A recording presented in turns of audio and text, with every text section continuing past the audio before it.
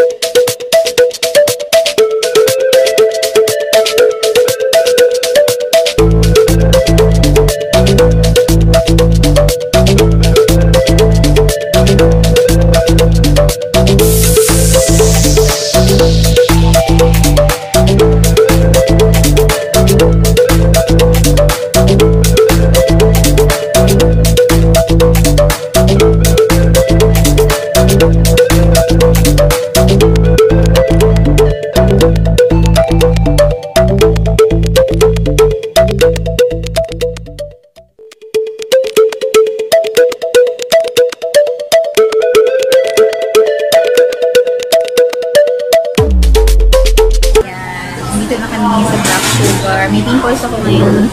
Kaya huwag nyo napansinin. Kasama ko yung mga sisters ko na mag-taste test. So, tingnan mo yung mga chairs nila. Ang cute. Doon ako sa color pink. Ayan, nag-order kami. So, first time kasi namin dito. Ang in-order namin, ang pinaka-bestseller daw nila pag milk tea is yung boba milk tea. At saka yung ano ba yun? Yung triple delight? Oo, yung triple delight milk tea daw. At saka, ano pa yung isang sinabi niyang pinaka-masarap yun nila? Oreo milk tea brulee. So, yun. And ako, ang tinry ko naman dito, sa charcoal series is yung Black Frost Charcoal Cream. So, mag-cream daw yun. So, titignan natin kung masarap siya. Papakita ko na din sa inyo yung mga prices. So, ayan yung charcoal series nila. Pag charcoal series, 120. Meron na siyang pearls. Pati itong mga milk teas nila, boba milk tea, meron na rin. Pero yung Oreo milk tea brulee, add-on siya. So, ayan, sa tatlong drinks, 385 lang siya. O, diba? Ang add-ons niya pala is 15 pesos lang.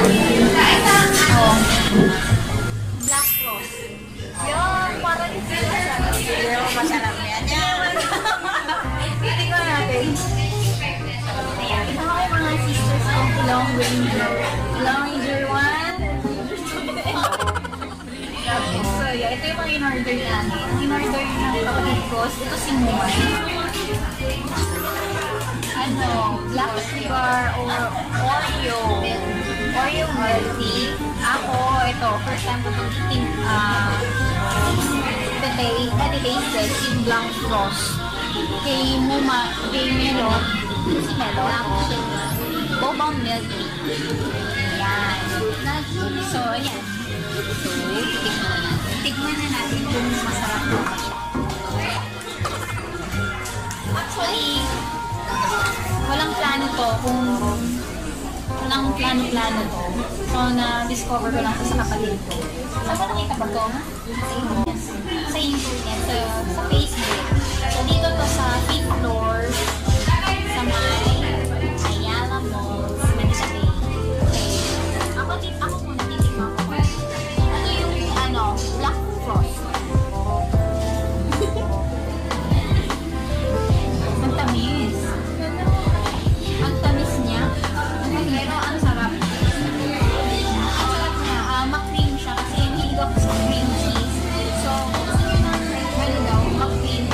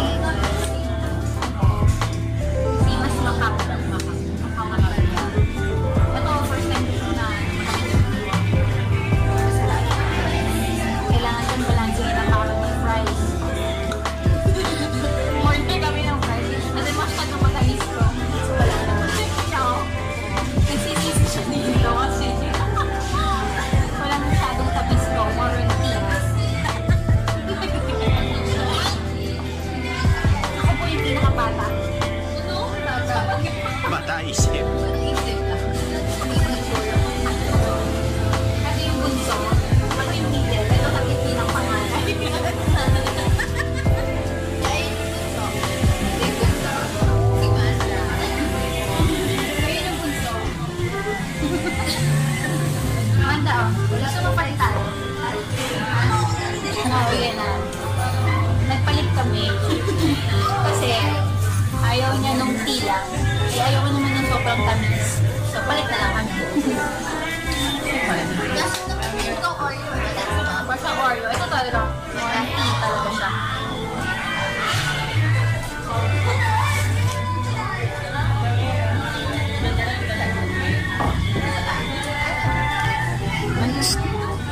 Maybe. Say hello.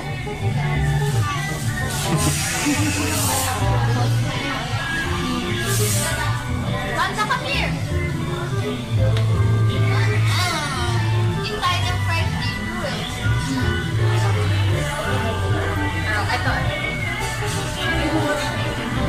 So, parang sasabi mo, sarap. Kasi fit mo na talaga ako. Ordinary. Ako bayad eh. Kasi libre. Libre niya. Ano, isang ganito is 130.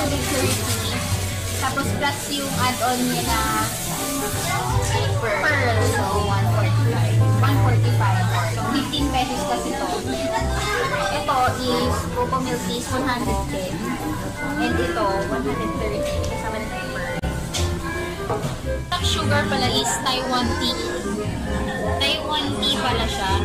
Ito pa ng black rose, hindi pala siya ganun katamis. Dapat pala i-shake mo siya. So, first time ko kasi. So, dapat pala sinishake. Yung sinake na siya, nawala na yung sobrang tamis niya. So, mauubos ko na.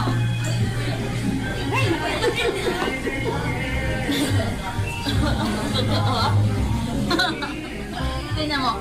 Malalaman mo talaga kung anong masarap. Si Black Frost. Tingnan mo, mauubos ko na sa kanila. Kaya nga masarap kasi kinikipin mo. Kaya ang pangmahalan niya.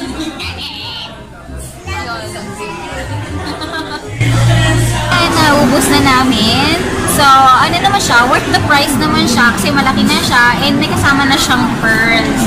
Yung ano lang, yung isa, yung Oreo brulee, yung Oreo milk brulee, yun lang yung may add-on na 15 pesos lang. So, far, okay naman siya and recommended ko sa mga gustong alam mo yun, mag-taste test ng ibang milk tea sa black sugar. So, Taiwan tea siya and look, yung lalagyanan niya, makapal na plastic. So, parang pwedeng pa nating magamit in other way kung hugasan mo lang siya. So, ayun. Dito kung tatapusin na ng video. I hope that nakatulong ko sa inyo and I hope that you like this video. And if you like this video, don't forget to give me a thumbs up and subscribe ko na sa aking channel and hit the notification bell para ma-notify ka sa aking mga bagong video. Thanks for watching. Bye!